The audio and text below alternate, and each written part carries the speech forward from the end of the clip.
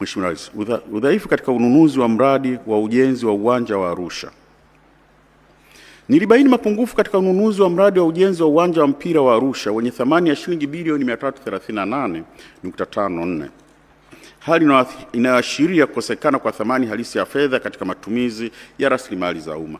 Kwanza, kulikuwa na tofauti kubwa kati ya makadirio na thamani ya mkataba, ambapo mradi ulikadiriwa kugharimu shilingi bilioni 187 lakini ulisainiwa kwa shilingi bilioni 338.54 sawa na ongezeko la 81%.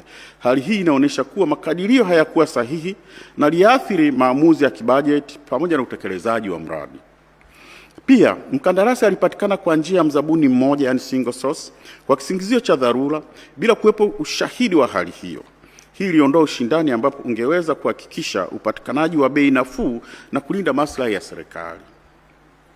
Tatu, majadiliano ya zabuni yalifanyika kwa udhaifu ambapo sehemu kubwa ya vipengele vilivyojadiliwa havikuwa vimeidhinishwa na wigo wa kazi havikuwa vimeidhinishwa kwenye mpango wa majadiliano, na wigo wa kazi ulipunguzwa bila kupunguza gharama ipasavyo. Aidha, gharama zisizo halali ikiwemo shilingi bilioni 3.27 za gharama za zabuni zilijumuishwa katika mkataba na kubebeshwa na kubebwa na serikali.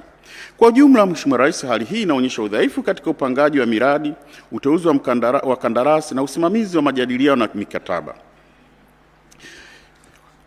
Udhaifu unaweza kusababisha matumizi yasiyo na tija na kukosekana kwa thamani halisi ya fedha za umma.